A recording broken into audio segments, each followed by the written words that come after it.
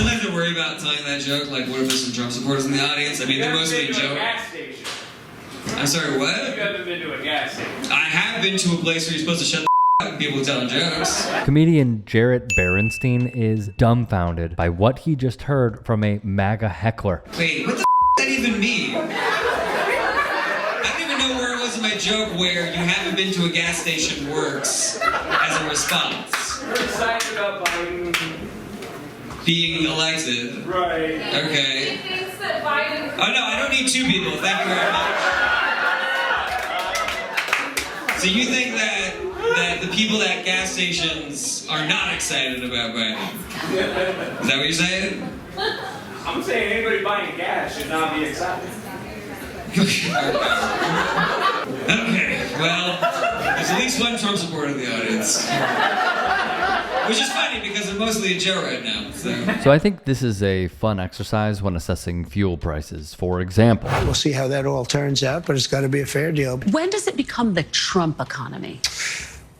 It partially is right now. And I really mean this. I think the good parts are the Trump economy and the bad parts are the Biden economy. Objectively funny if you heard it from grandpa in the old folks home, not when it's the president of the United States. On the fuel front, maybe this supporter of Donald Trump was onto something. After all, with the recession likely hitting because of the man himself, writes Taryn Phaneuf, the decline in oil prices came after President Donald Trump announced new tariffs that could upend global trade. That seems to have increased investors' fears that the economic impact of a trade war will dampen demand for fuel and other energy products. In 2021 and 2022, gas prices would surge amidst economic disruptions, largely caused by the COVID-19 pandemic and also because of Vladimir Putin's invasion of Ukraine. Because of these factors, gas prices remain 15% higher than they were just 6 years ago. NBC News printed, in a troubling sign, the U.S. economy shrank in the first quarter of 2025 at an annualized rate of 0.3 percentage point, marking the first negative growth since the first quarter of 2022. Much of that was driven by a surge in imports, which count against gross domestic product, as businesses raced to bring in goods before Trump's tariffs took effect. And in that NBC interview, he was rather open to financial instability. Anything can happen, he said of a looming recession on the American public. Not exactly a heartwarming answer, wrote The Hill. With Trump's tariffs looming over the global economy, the U.S. gross domestic product, or GDP, shrank during the first quarter by 0.3%. Some of the biggest titans and analysts on Wall Street have cautioned that the U.S. could head into a recession due to the president's sweeping trade policies.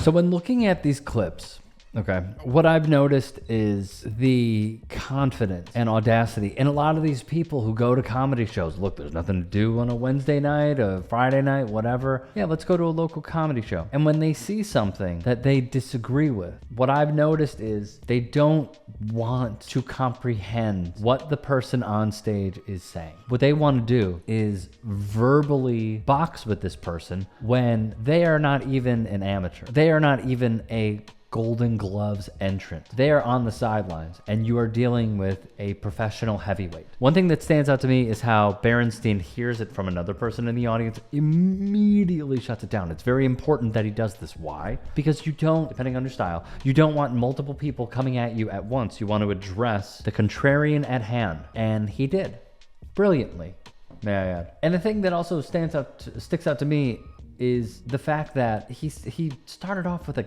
gas station. And one would wrongfully think that, oh, are you saying Trump supporters hang out at gas stations or they work at gas stations? What are you talking about? And then he starts going into gas prices, which, as we have established, are a sign of the times and how we all are going to pay for the person that they quite literally pray to on election night. Do we remember what happened out of Maricopa County and other counties within the U.S.? There were people on their hands and knees praying to a Trump photo. That is why, and I've talked about it many times, where do we draw the line of like trying to reach a person who is potentially in the cult and then just saying, you know what, I'll just go kick rocks. I'm done. I really don't know. But the confidence, the sheer confidence in being so wrong on so many different things, interrupting a comedian's set in order to think that they really said something that's going to stand out, that's really going to change people's minds in that room if they haven't already. One clip that I think everybody should go back and look at is when comedian Steve Hofstetter, excuse me,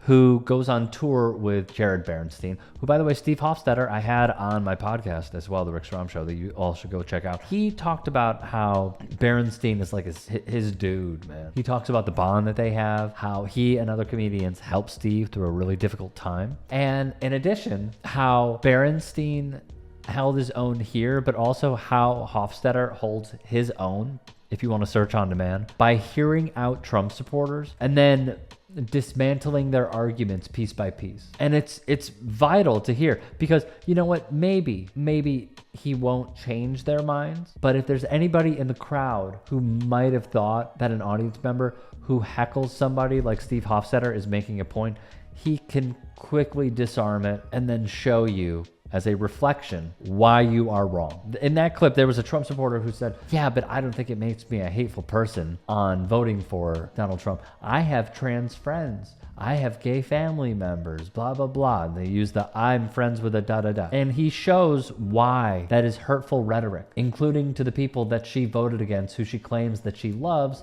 befriends, and has not only communications, but a kinship with. It's devastating. So here's my piece of advice to anybody that's going to these shows. Shut up. You are not the stage. You are looking at it. Hey, I appreciate you watching. Now, if you can, please do become a channel member by going to youtube.com/TYTsports and clicking the join button. If that's too much for you, you can just go to tyt.com/join to become a member. It helps all of us out here at the Young Turks and keeps our network afloat. In addition, you could follow me on my socials on Twitter, Instagram, and TikTok. Appreciate the love. Have a great day. Calling out elite people in comedy should be the rule of thumb. I think Donald Trump's hair is actually another creature. Yeah. The hair's like going, good night, Donald. Good night, Donald. There we go. Maybe it goes out. It goes out and makes money while he's asleep. There is something about punching down that feels taboo, and punching up is the way to go. Crack's not really my thing, but if it was, it would be fine if I was on that side. Wow. Don Jr.'s on coke. We won with poorly educated. I love the poorly educated. I'm a very stable genius. It is very important, the work that the Jordan Kleppers are doing, the work that the Good Liars are doing, the work that our team here at the Turks are doing, and many more. Used to see these tackles, now they tackle. Oh, head-on-head collision. Bing, flag. Football's become soft. You have Trump doing sound effects for tackles. The choice could not be more clear. Like, let's not beat around the bush about it.